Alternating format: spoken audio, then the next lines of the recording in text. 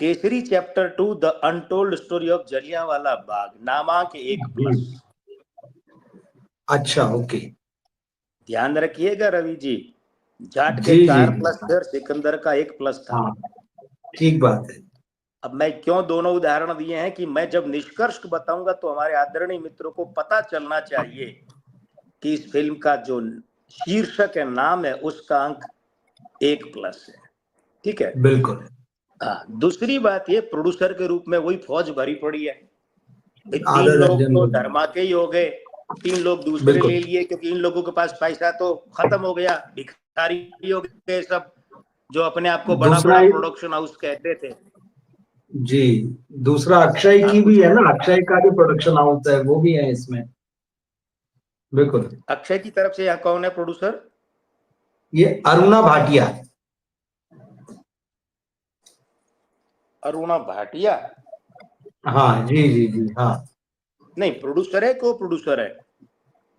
मतलब ये सब का नाम प्रोड्यूसर में ही जाता है, ये सब प्रोड्यूसर ही है। नहीं, आपने मुझे 6 प्रोड्यूसर के नाम भेजे। हाँ हाँ जी, तो प्रोड्यूसर है ना, प्रोड्यूसर है नहीं, उस ये 6 में अक्षय अरुणा भाटिया कुमार। नहीं है। ये नहीं नहीं, ये जो है अरुणा भाटिया, ये अक्षय कुमार की माताजी हैं, इनका नाम जाता है अक्षय कुमार। जी हाँ, इनकी फिल्मों अच्छा, में। जी हाँ, जी। बाकी फिर करण जौहर है, आधार पूनावाला है जो अब इनके साथ 50% के पार्टनर हो गए हैं, हाँ, अपूर्वा मेहता जो करण जौहर की कंपनी में सीईओ है, फिर अमृतपाल सिंह बिंद्रा और आनंद तिवारी। तो अमृतपाल सिंह बिंद्रा जो है वो राइटर है, उनका राइटिंग का भी क्रेडिट है इस फिल्म में, और आनंद तिवारी भी डायरेक्टर एक्टर राइटर है वो भी। अच्छा अच्छा, तो जी जी, ये जो अच्छा, ये अपूर्वा भाटिया किसकी तरफ से है? अपूर्वा मेहता? ये करण करण नहीं नहीं, अरुणा भाटिया अक्षय कुमार, उनकी मदर ओके, है भाई ये। इधर से। हाँ जी, वो उनकी मदर है। हाँ, देखिए ऐसा है कि हीरू यश हाँ जौहर की अगर हम बात करें, हीरू यश जी जौहर की बात करें, तो हीरू यश जौहर जो है, इनका मामला आपके क्या बैठता है? 18 जी, मार्च 1943 गुरुवार का है। तो इनको टोटल जो, क्योंकि अब ये हमें थोड़ा प्रोड्यूसर बहुत ज्यादा हो गए ना, तो ज्यादा डिटेल में जाकर हाँ शॉर्ट में करना पड़ेगा, बिल्कुल अन्यथा बिल्कुल लंबा हो बिल्कुल, हाँ जाएगा। ठीक है। जी अह, एक ये मित्र कह रहे, जी। Please don't want watch Kesari 2। अरे भाई ठीक है, ये निर्णय आप मत कीजिए कि मैं हमें क्या कमेंट नहीं ले देखना पा रहा क्या हूँ नहीं अभी भाई, देखना। हाँ जी जी, नहीं, ये निर्णय आप मत स्क्रीन पर कीजिए नहीं ले हमें पा क्या रहा देखना क्या नहीं देखना, वो आप देखे नहीं देखा, आपकी मर्जी है, हम पर मत थोपिए अपना हूँ। निर्णय। नहीं, हम तो वो हर फिल्म हमारा देखते हैं। लोकतांत्रिक अधिकार है कि हम देखें जी ना जी, देखें। तो हीरू यश जौहर का ओवरऑल आ रहा है 1+, करण जौहर का ओवरऑल आ रहा है 1+। ध्यान दीजिएगा, फिल्म का भी 1+ है। 1+ उसके था, बाद हाँ। में, हाँ, उसके बाद में आधार पूनावाला का आ रहा है 0.4+।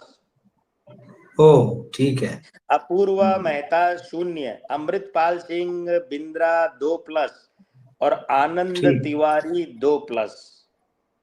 ओके, तो जो ठीक है। राइटर, अब हाँ जी, अब इन लोगों का मिलाकर समेकित रूप से आ रहा है 1.06+। ओ, और उसमें भी सारे डिवाइड हो जाएगा। निर्माताओं का सही 1.06+।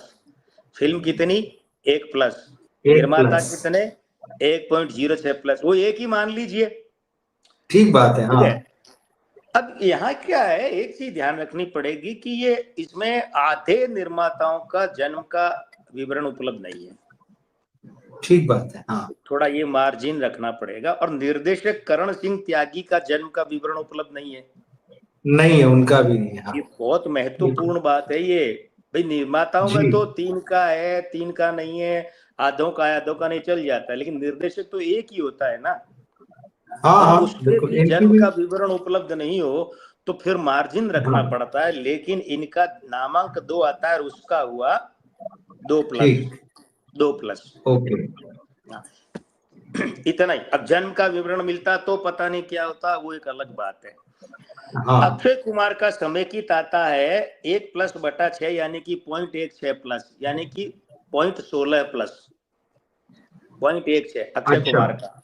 पॉइंट आर 16 माधवन का समेकित आता है, वो आता है, आर माधवन कहाँ गए भाई,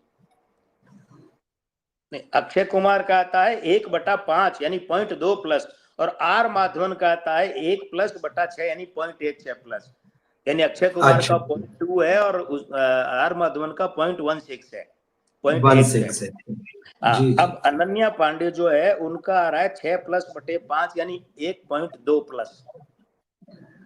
ओके हाँ अब इन तीनों का हम समेकित लेंगे तो 1.56+/3 यानी 1.56/3, तो इसका आएगा 0.52 प्लस, 0.52 प्लस यानी आधे के लगभग, आधे के लगभग। बिल्कुल अब ध्यान ये दीजिएगा कि अब मैं चारों की बात करूं, फिल्म का 1 प्लस, जी निर्माताओं का 1.06 प्लस, ठीक है, निर्देशक का 2 प्लस, 2 प्लस ठीक है, और उसके उसके बाद में कलाकार ये आया कलाकारों का 0.52 प्लस, 0.52 प्लस, ये ठीक है, सारा मिलाकर आया 4.58 प्लस 4.5 यानी 4.58,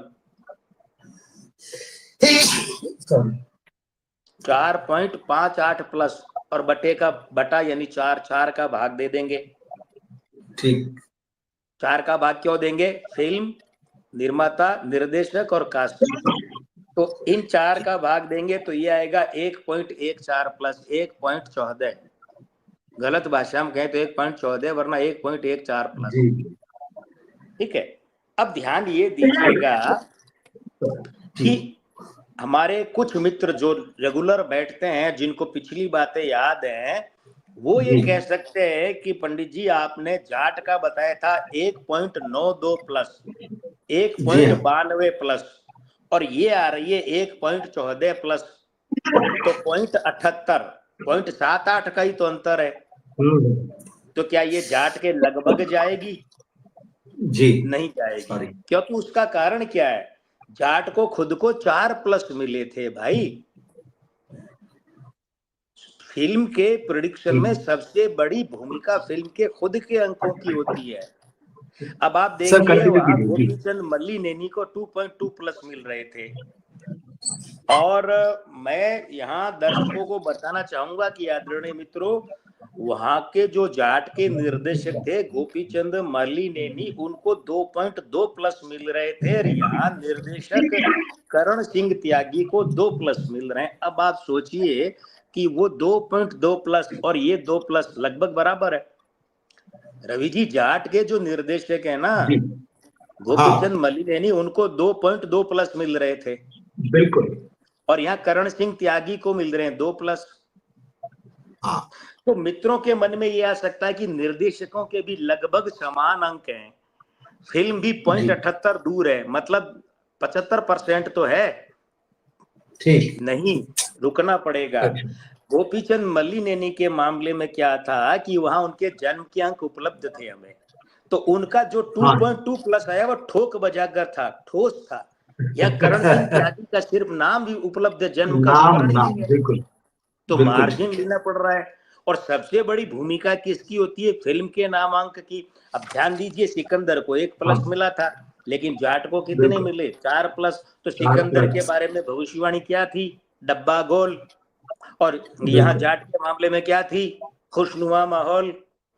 बिल्कुल लोग ट्रैक्टर लेके जा रहे हैं साहब, चढ़ा दिया उन्होंने जा रहे ट्रैक्टर पर सनी हैं देओल को। बिल्कुल बिल्कुल तो देखिए ये जो फिल्म है, ये फिल्म जी मुझे कहते बड़ा दुख हो रहा है, लेकिन ये फिल्म बॉक्स ऑफिस को निराश करेगी।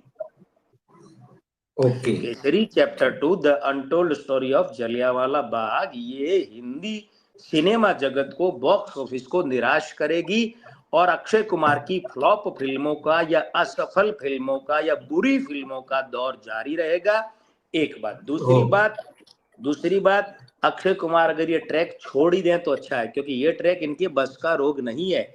ये शुरू शुरू में कोई एक आध स्पाई टाइप या अच्छा ऐसी कोई फिल्म चल गई थी, और उनको ये गलत फहमी हो गई कि मैं इस फील्ड का बड़ा माहिर खिलाड़ी, हीरो हूँ, एक्टर हूँ, तो ये उनकी गलत फहमी है। उनके मूलांक 9, भाग्यांक 5 है, मासांक 9 है, उन्हें कॉमेडी फिल्म ही करनी चाहिए, और वो भी मल्टी कास्टिंग, मल्टी स्टारर। वो सोलो वाली कॉमेडी फिल्म करेंगे तो पिट जाएंगे, डुअल वाली भी पिट जाएंगे कि दो हीरो है, नहीं, उन्हें तो अधिक वाली करनी चाहिए। एक बात। दूसरी बात, आर माधवन के अंक ये बताते हैं कि उन्हें प्रशंसा तो मिल जाए भले ही, लेकिन इस फिल्म का उन्हें कोई विशेष फायदा होने वाला नहीं है। करण सिंह त्यागी, मुझे इनका ट्रैक रिकॉर्ड नहीं पता है, तनिक आप बताएंगे कि इन्होंने बतौर निर्देशक कौन कौन सी फिल्में की है? एक सेकंड।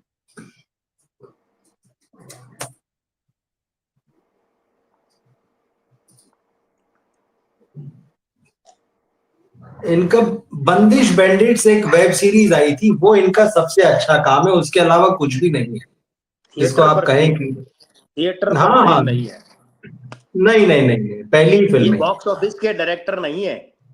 नहीं है, ये टीवी सीरियल्स और वेब सीरीज के डायरेक्टर हैं। वो अलग मैटर है। अजीज मिर्जा बिल्कुल जैसे फ्लॉप हो गए ना फिल्मों में आने के बाद। बिल्कुल।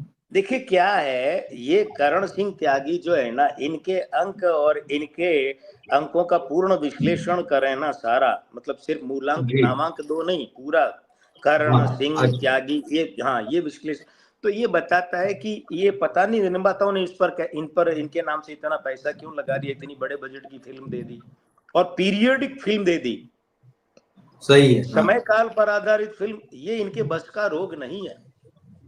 तो मुझे लगता ओके है कि ये निर्देशक गलत चयन हुए हैं, और सबसे बड़ा गलत चयन है वो थोपा गया अनन्या पांडे जैसों को।